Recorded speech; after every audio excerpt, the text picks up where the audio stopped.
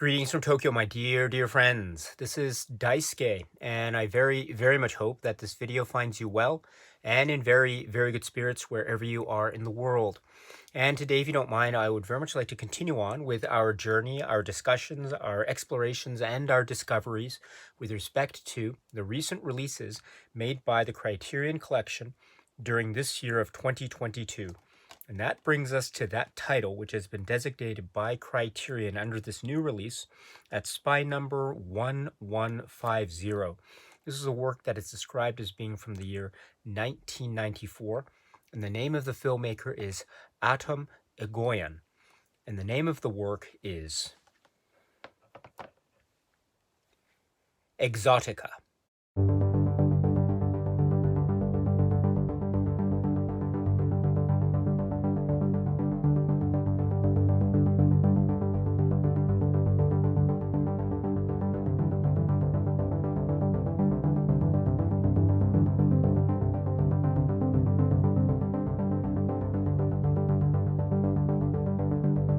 This is the extraordinary, absorbing work from the years described as being from the year 1994.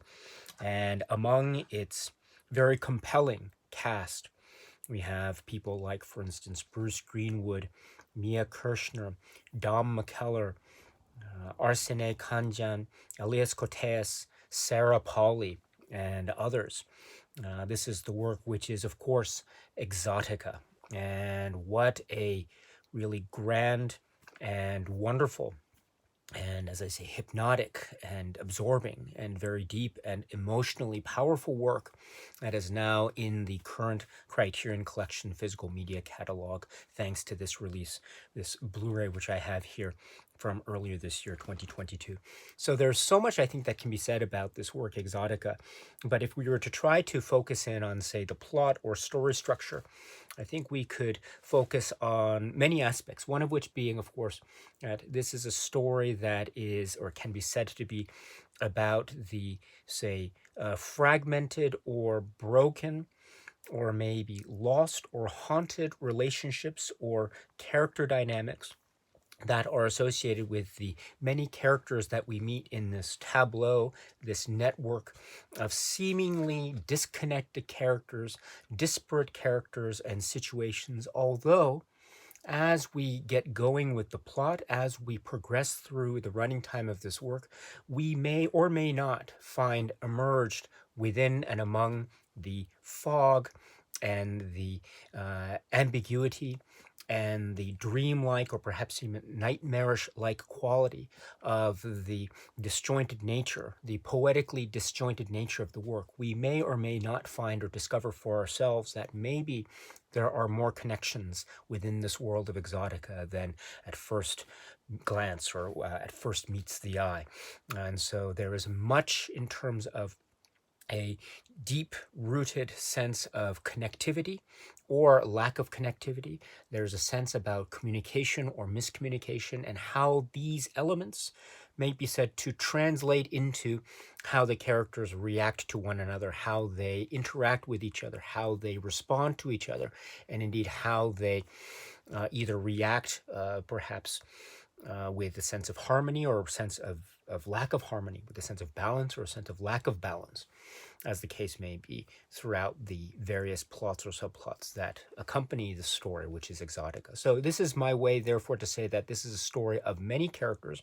For example, the Bruce Greenwood character of Francis, and the situation he finds himself in, involving this, his particular, say, occupation and the people that he meets with regard to his occupation, as well as what we as viewers discern from what we see at the opening moments of the film, how he seems to be spending his time off work or in his private moments, as it were.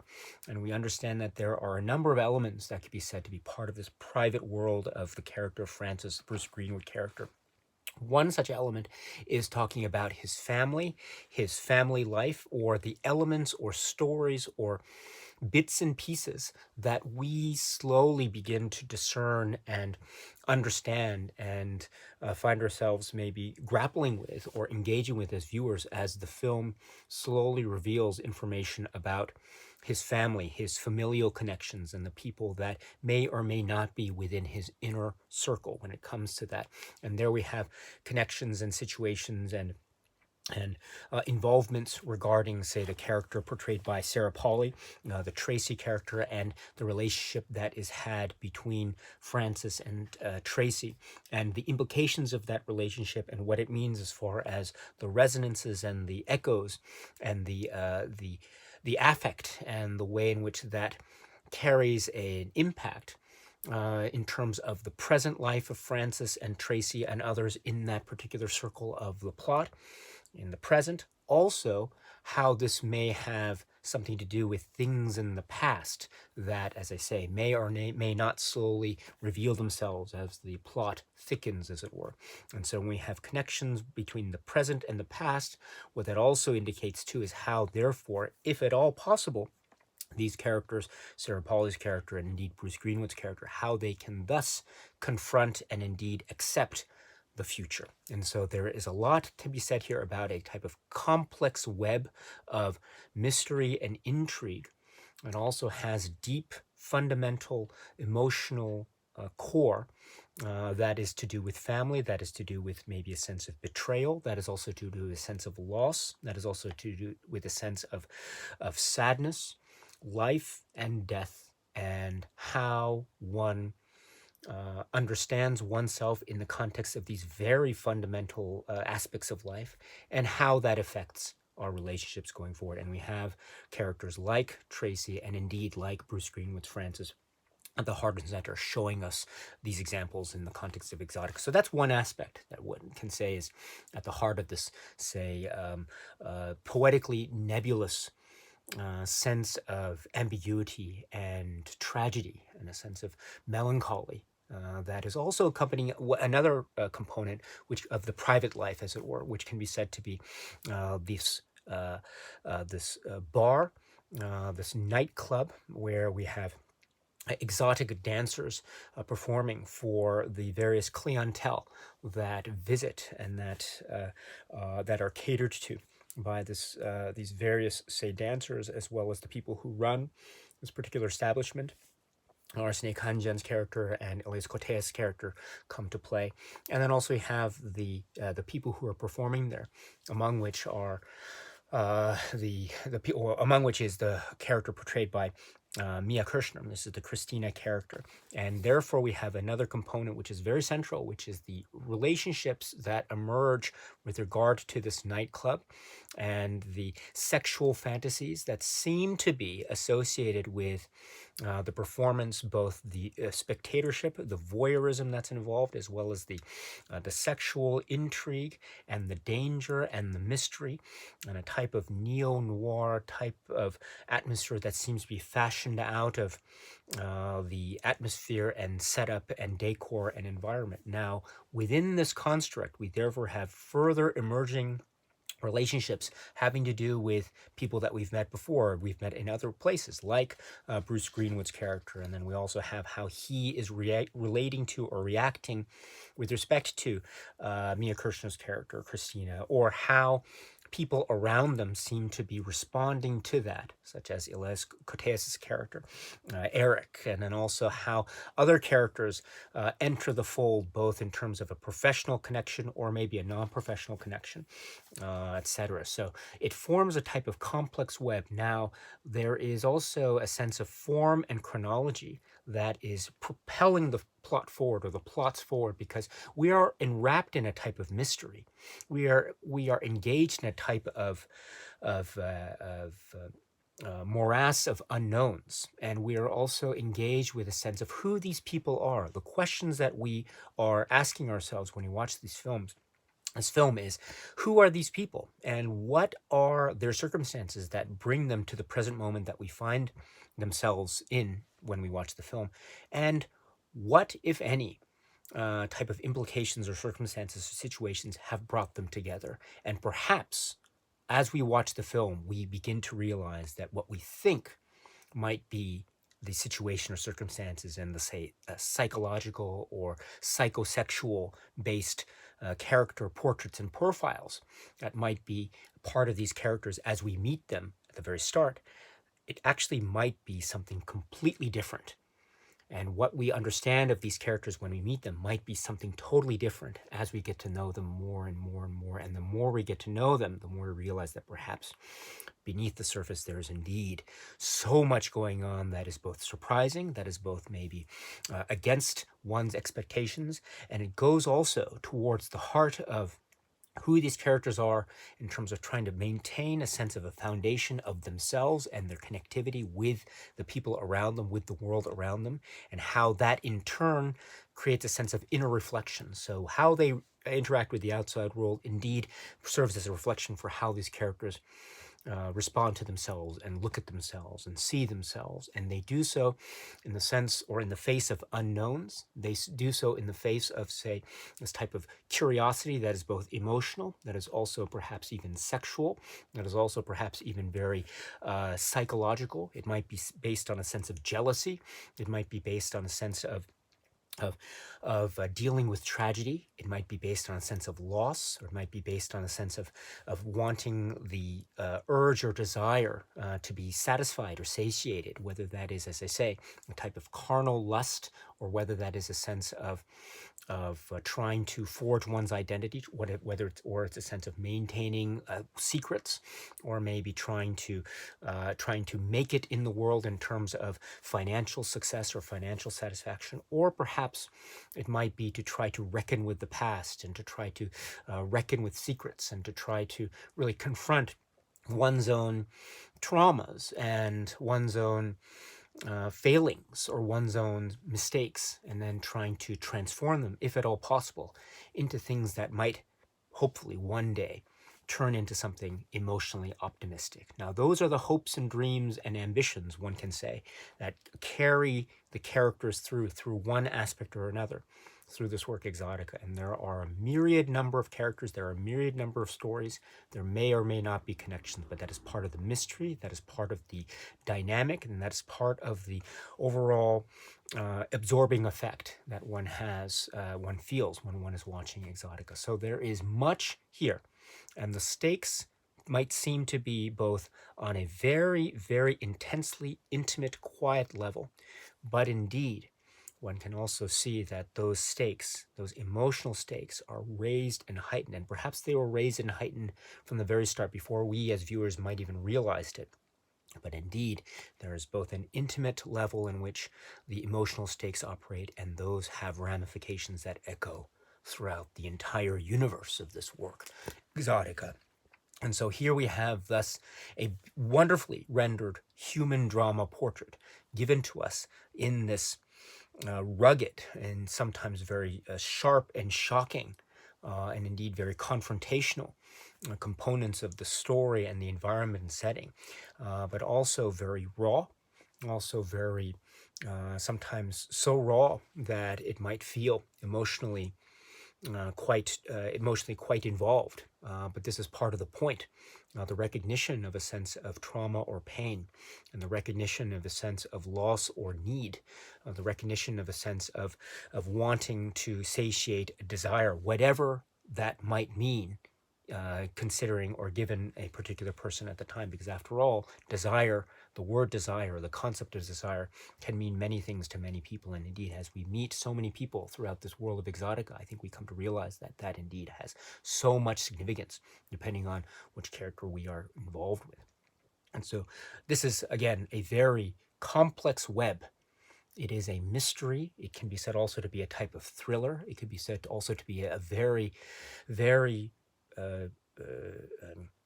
emotionally maybe dark and confrontational work that is also holding out the promise of some kind of resolution or satisfaction or optimism, whatever the case may be, even in the face of a lot of very traumatic and quite harrowing situations that may confront us as we become more involved in the watching and engaging with this work, Exotica. So there is so much here in terms of the the world in terms of the way in which characters interact with each other, and also how one reckons with the past, the present, and indeed things that proceed beyond that. So the world here set forth in this work by Atom Egoyan, this is the work which is Exotica. So the Criterion Collection has released this film, Exotica, at spy number 1150, and it is purported to be based on this new restored 4K digital restoration. And so let me now read from one of the sections of the leaflet or insert, the fold-out insert, which I have taken the liberty of removing prior to the start of recording this video discussion. And on one of the pages in the insert or leaflet, it says, about the transfer, Exotica is presented in its original aspect ratio of 1.85 to 1. This new digital transfer was created in 4K resolution on a laser graphics director film scanner from the 35mm original camera negative. The original 2.0 surround soundtrack was remastered from the 35mm magnetic track. Please be sure to enable Dolby Pro Logic decoding on your receiver to properly play the Dolby 2.0 surround soundtrack. So this is a work which I saw way back many years ago on VHS. I never saw it in the theater. I was never able, unfortunately, to be able to have seen it in the theater. So I don't have, say, a frame of reference in terms of the look and feel and presentation, both visuals and sound. I admit I don't have a sense of say, strong grounding on how this film would look, say, in the theater, in terms of the movie theater experience. I only have experience with this in terms of home media, starting from the VHS era. And so from that admittedly limited vantage point in terms of the history of how this has been viewed or presented over the course of its many, say, physical media releases, or ever since its initial release back in the 90s, given that limited experience that I have, I've still seen the film a number of times prior to the release of the Criterion Blu-ray, which is right here.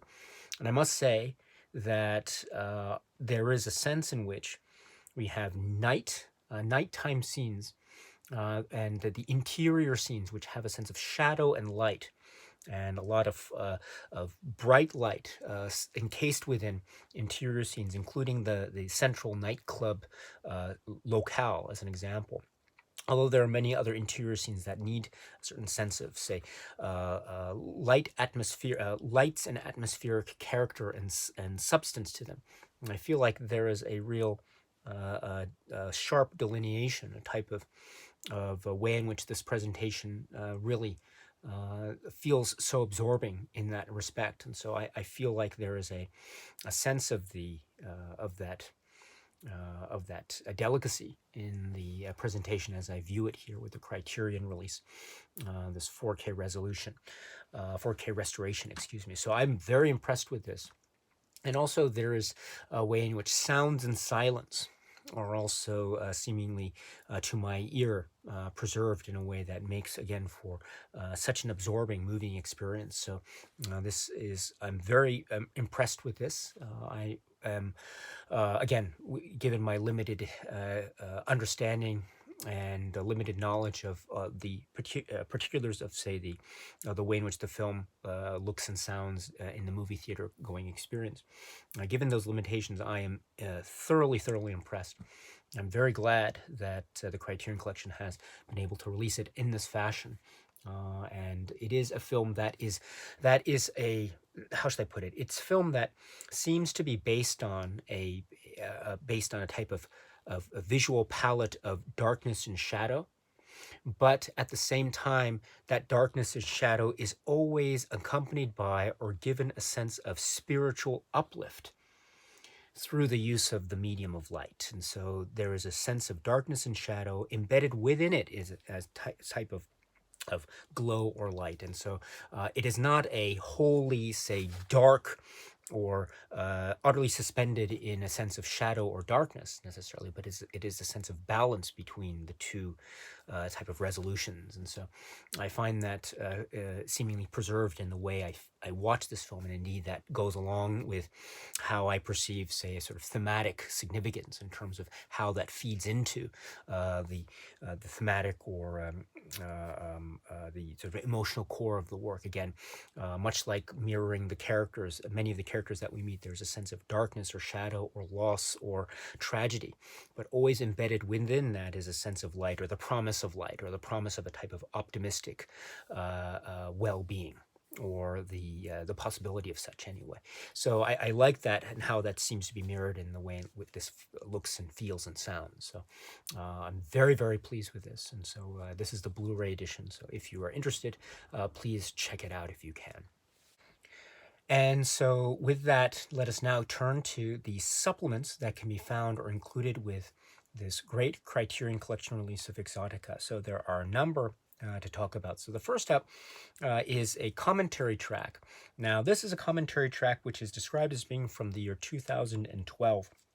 So I was never able to listen to this commentary track until now, so this is my first time listening to this. So I was very, very happy to have that opportunity. Of course, I'm a big fan of commentary tracks, and so whenever Criterion is able, or any other label for that matter, is able for their releases to include a commentary track, whether it is a newly recorded one or one from a previous release from prior release, just as this one, I'm always very pleased with that. So well done for being able to get this commentary track, again described as being from 2012. And this is a type of conversation between Michael Dana and musical composer, and also Atom Egoyan. And they are talking through many aspects of the film. Perhaps one of the fundamental areas that they do talk about is the music, and the way in which music and sounds and the soundscape are very much part of the character and dynamic of the presentation and feel and aesthetic of the work, Exotica. And so, and the idea of what the phrase authentic sounds, I think, is used by the two of them. The idea to the importance of certain instruments that were selected by the in terms of the musical composition. And so this is very important too, in terms of presenting and preserving what might be said to be the enigmatic, because this is a film the two of them do discuss and acknowledge. This is a film that has a lot of enigmas about it. And one of the phrases that I think emerges is in the commentary track is, for instance, what is evident and what is not? What is clear and what is beneath the surface? What are things that are revealed, and what are the secrets that are unrevealed, or that might become more revealed as the focus of the film comes into sharpness as we progress through the running time. And so this is very important in terms of a feel and aesthetic, and indeed perhaps too a type of mission statement when it comes to the cinema philosophy, or the art philosophy that is the filmmaker artist Atom Egoyan. And we see that too as he presents information or withholds information, how he plays with chronology, or he uses a sense of fragmented style. This is fragmented not just in terms of the differing characters that we meet, but also in the sense of how time unfolds, and how this idea of fragmentary use of time, how this can be said to be a stylistic device of the film, and also how it can be mirroring or paralleling or somehow embodying or serving as a type of metaphor for the psychological portraits of the characters that we meet. For example, the Bruce Greenwood character, Francis, because he's thinking about so many things, perhaps at once, or maybe he's concerned or worried about things, many things at once. And so that type of presentation or information that is presented or not presented, as the case may be, is part of the style, and thus embedded within the actual psychological portraitures of the characters themselves. So this is and very key to the style of Atom Egoyan, as we'll see in other supplements when we get to a discussion a little bit later. So very, very important indeed. Also, the discussion of the commentary track, talks about various settings that are employed. I mentioned the club or nightclub setting. There's also a pet shop that's also very important. There's also scenes at at the theater that are also very important. There's also scenes in cars too, discussions in cars, which is also very, very important. The idea of how people relate or don't relate, as the case may or may not be, and how those scenes are oftentimes exemplified in the film. For example, in discussions that characters have as they are driving. So very important stuff indeed. There's also a nice bit of banter between the two gentlemen here about parrots and about birds, bird imagery. So you can tell that they have a really good rapport and relationship, personal and professional. It's really nice. And also there's this idea too, going back to this way in which the style seems to be mirroring a sense of psychological organization. So psychoanalytical structure, I think, a phrase that's used, which I think is very, very apropos. It is about the examination and exploration of the psychoanalytical, or from a psychoanalytical prism, these characters, and how their actions or non-actions seem to be indicating a type of bond or hope or hurt that is deep down within their very hearts and souls. And how that is expressed in the many choices, both musically and visually and cinematically, that we have in terms of these artists as they're talking throughout the commentary track. So, and also to the idea, as I mentioned earlier, about communication or lack of communication, how these scenes of talk, and sometimes the characters might be talking and they're on the same plane, or they might be talking and they're on totally different planets, and maybe one person is talking and the other person is not getting it at all, or vice versa. Or also how certain situations or events or moments might be seen by people outside of that sphere, might be seen and totally misunderstood or totally misinterpreted. People might interpret actions or scenes in a way that's totally opposite to what that scene actually is. And so this idea of misinterpretation, miscommunication, lack of understanding. But one of the great aspects of the film Exotica is how Atom Egoyan and others show us the ways in which, at least the possibilities in which, the characters might hope to overcome and bridge these gaps. And that is one of the most striking and indeed beautiful aspects, the poetically beautiful aspects of the storytelling dynamic and fabric that we see here in Exotic. So for these and other reasons, I think this commentary track is very illuminating. It has this lovely, friendly, casual charm. That I love how sometimes the two of them are joking with each other, and with a sense of mutual respect. It's really quite lovely. So this is a really great commentary track. So again, described as being from 2012, but if you haven't seen the film with the commentary track yet, I strongly suggest that you do. Once again, I would, of course, recommend that you watch the film first. And then after you've seen the film, you can, of course, in your own good time, a time that's convenient for you, watch the film again with the commentary track accompanying. It's really worthwhile. Check it out if you have the opportunity.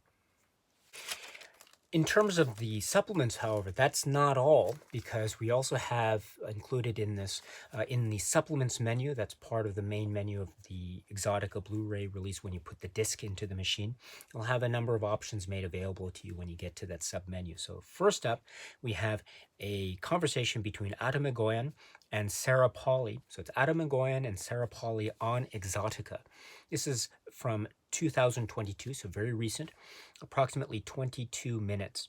So this is really lovely. So once again, Sarah Polley plays the character of Tracy, and there is a very significant role, or a number of roles, that this character represents in the context of the film, in the context of the thematic structure, and also in the context of the relationship that she has with other characters, in particular the relationship between Tracy and Bruce Greenwood's Francis and others. So these and other things do emerge in this wonderful conversation between the two of them here, Atom Egoyan and Sarah Polley. It's lovely too because there is this idea of therapy, the therapeutic process. Again, one can say that the film Exotica, without going into too many details for those who haven't yet to see the film, of course, but the film Exotica could be said to be about loss and hurt and damage and tragedy, but also the idea of the possibility of a sense of remedy or repair or cure or therapy. The therapeutic process is, I think, a phrase that's used during this conversation. I think it's so important to think of this film not just as a revelation of the hurt and the wounds and the trauma, but also the means by which, through the cinematic storytelling, the means by which the characters might hope to reach a sense of peace through therapy, and whatever that form of therapy might take. Again, depends on the story and character arcs of the film, of the characters as we watch them. So really great stuff here. Also, there's a great discussion too, again, mentioning the relationship between Tracy and Bruce Greenwood's Francis.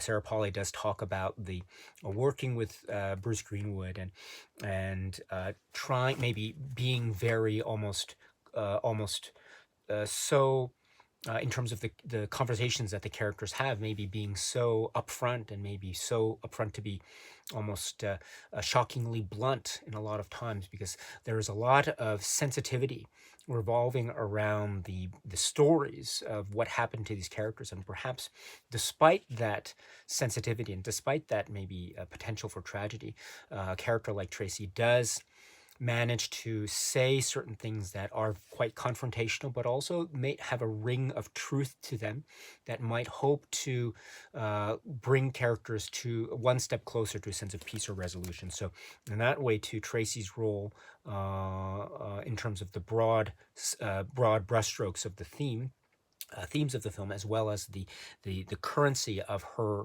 character's own story and relationships with the other characters that she meets. This is so important. So, and Sarah Polley, in terms of her performance, really brings this with a fresh sense of boldness and a sense of intelligence that is so on point. And I think Atom Egoyan was so right to recognize this, and he continues to recognize this, such as in this great conversation. So this is really quite wonderful. And indeed, Atom Egoyan does talk about the construction of the story, how his initial ideas of the story had more focus on Tracy in terms of her being a main character, as he describes it maybe in an earlier draft, but that it developed into this story, maybe focusing more on Francis in terms of the running time, but not losing sight of the importance of Tracy, and how she represents one of the aspects, another great aspect of the film, which is the idea of choices that we see and don't see, relationships in midstream, and the like. So these are very important themes. Also, this brings up the idea of how Atom Egoyan talks about the concept of eroticism. What is eroticism? What is it to have something that is erotic? And so Atom Egoyan does talk about this, and he talks about how there is a sense of the erotic energy. And of course, it has a sense of sexual attraction. But also he talks about it in terms of the vacuum, the loss, and this yearning or need for fulfillment of some sort, in spite of or in the face of such loss or vacuum. And so this can take the form of a type of emotional loss. And so you have the link between emotional loss and eroticism within the concept of this definition of eroticism by Atom Egoyan, which is so on point when it comes to how one thinks and feels and perceives a work like Exotica. So this is really great. And then also memories are very important too. And then how this, and storytelling, and also Sarah Polley does talk about where she was in terms of her career, and how she was feeling about her career around the time that this work Exotica came along. And she's very honest about it. She says that there are actually some things that she was not so sure about in terms of continuing her work as a professional actor in this industry. And there were some questions that she had, but that working in this way really was very beneficial, and she recognizes, and there's a very healthy relationship that she had in terms of on being on set, etc., with this story, despite sometimes perhaps it's what might perceive to be its very quote unquote heavy themes. It is Sarah Polley's, I think, very honest and direct about it, which is lovely, and it's also part of this great conversation between the two of them. also, I forgot to mention too, that Atom Egoyan mentions, Sarah Polley's own importance and her own trajectory as a filmmaker and artist in her own right. And actually, that starts the conversation so wonderfully. So it's a sense of mutual respect and admiration of two artists in the same room, which is really lovely. So this is a great conversation. This is a really great conversation. So if you are interested, please check this out. Again, this is the conversation between Atom Egoyan and Sarah Polley from 2022 on EXOTICA, approximately 22 minutes. And then continuing on, we have another supplement which is called Calendar. And Calendar is actually a full-length feature film. This is from 1993. And so what this means is you're getting a full-length feature film calendar in the supplements, plus the main feature, as it were, of EXOTICA. So in many respects, you're getting two films for the price of one, which is quite lovely indeed. So we have, at first, a 15-minute introduction by Atom Egoyan himself, who talks a little bit about some of the approaches and themes of Calendar, and about some details about the genesis for the film, and of his way in which he's trying to find some kind of outlet to express certain aspects of his own character, and Atom Egoyan, his own character and life and biography and background and cultural heritage when it comes to Armenia.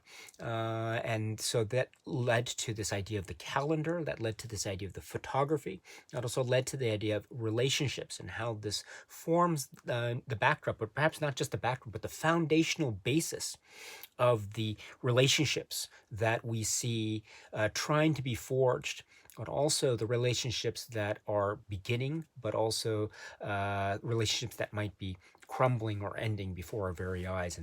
And he has a very personal, or seemingly personal, hint about it, or nuance, or perhaps even stronger than a nuance, a personal, quite a direct aspect to it, in the fact that Arsene Khanjan and Atom Egoyan do appear in the film itself, Calendar. So for these and other reasons, this introduction is quite splendid indeed, and it introduces the film Calendar. And this is a great double feature with EXOTICA. So I understand how having it included here as a supplement to the EXOTICA release is really quite wonderful, because it does have certain, say, stylistic and thematic connections that can be said to be hand in hand with EXOTICA, in terms of a psychological profile of characters, the way in which connectivity or lack of connectivity between and among people is evident even within their same space, how fragmentary aspects of psychological and psychoanalytical approaches are represented in the stylistic choices, jump cuts and jumping back and forth.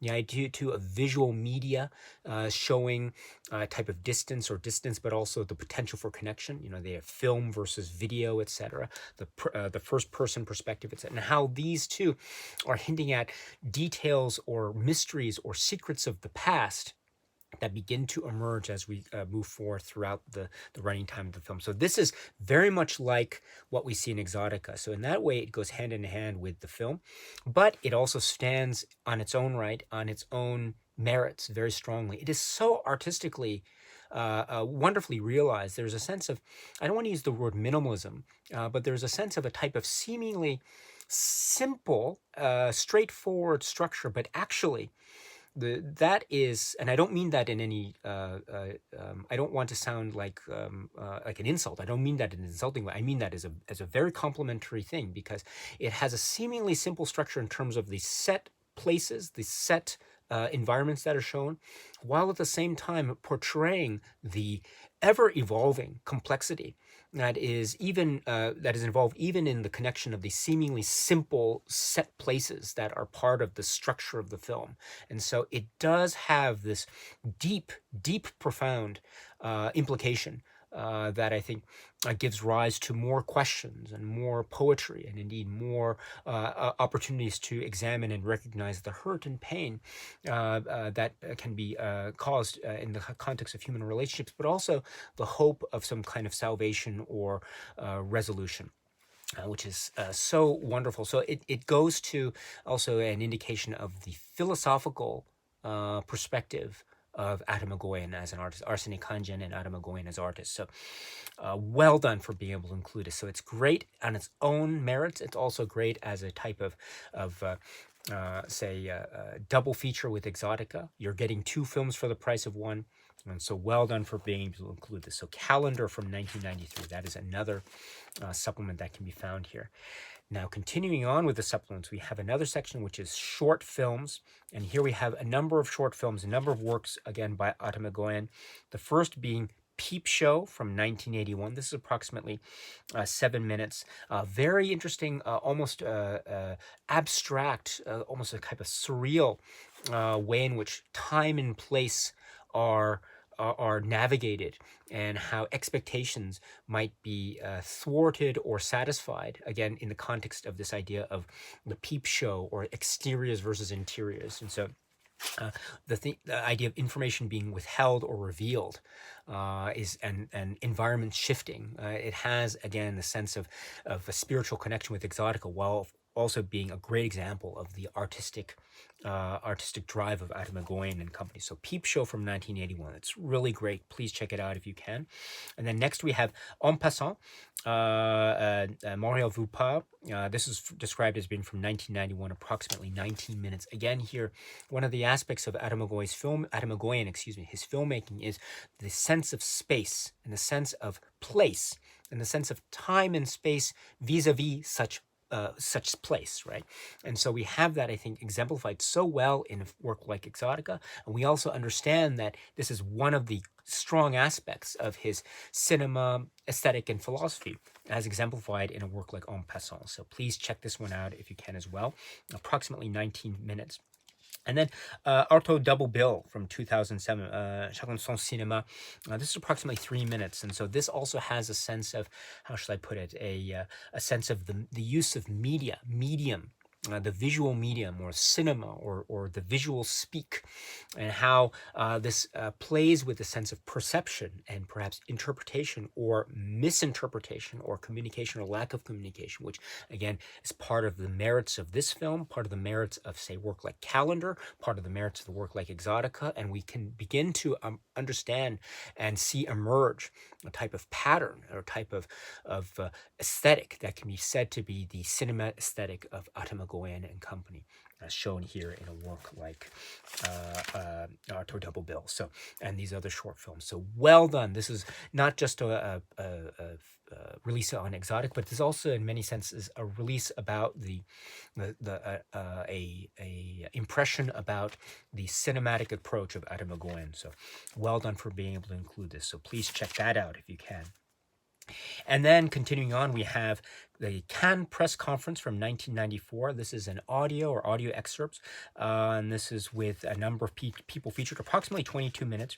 Bruce Greenwood, Arsene Kanjan, and also Camilla Freeberg, producer, and we have many type of conversation, again, from 1994.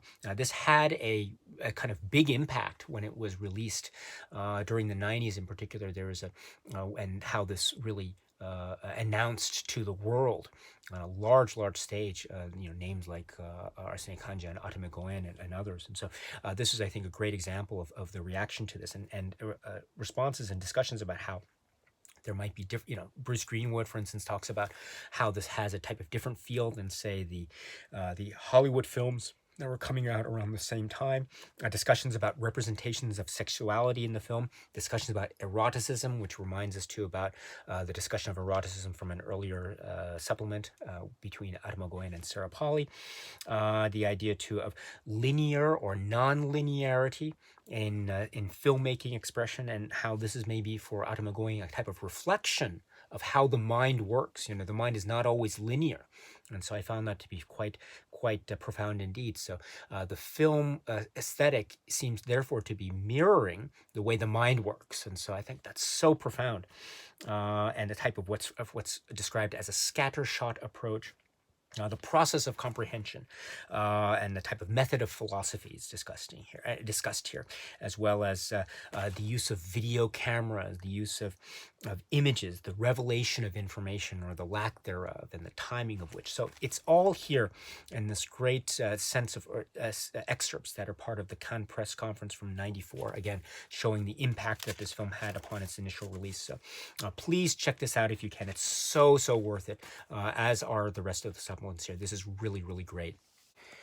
And with that, let's now turn to the actual, say, packaging or presentation from the Criterion collection itself, including the insert. The insert indicates credits about this wonderful artwork. I must say that this is really quite grand and specific, and it also speaks to a sense of exteriors and interiors, which I think are part of the visual aesthetic of the work EXOTICA. Well done for being able to capture this. I should point out the art director Sarah Habibi, Eric Skillman, illustration David de las Heras. So this is really quite wonderful. And I should say that it, of course, it continues on through the front and back of this great release, the cover art design, as well as in the insert itself. And so there is a sense of a type of almost haunting way in which these images are captured here. It is the fold-out type, and again, I'm not a fan of the fold-out type. I wish they could have done staple booklets. I wish they could do, Criterion could do staple booklets for all its release, but c'est la vie. That's okay, because for one of the reasons which being that it is okay here is because it has a great essay. This is by Jason Wood, Formula for Seduction. This is a really, really great essay. I read it so many times. I thought it was so absorbing and quite filled with a lot of information and wonderful insight. So the Jason Wood essay, strongly recommended. I recommend it, of course, to read the essay after one has seen the film EXOTICA, because it does go into some specifics about Atom Egoyan, but also specifics about the work itself. So it's worth checking out. Once you've seen the film EXOTICA, go straight to the essay, Formula for Seduction. It is really wonderful. So please check it out if you can. And so, my dear friends, this is the Criterion release from earlier this year, 2022, of this work, EXOTICA. And so please check it out if you can. It is very haunting, quite challenging, very intense in places, but very rewarding, very emotionally profound and powerful, and artistically enigmatic and atmospheric from the mind and cinematic expression of Atom Egoyan. This is EXOTICA. All right, my dear friends, so that's it for now. And so until we meet again, please be happy and healthy and well, and please keep on watching a lot of great movies. So until we see each other again, please take very, very good care of yourselves. And until we meet each other again, my dear friends, thank you and cheers.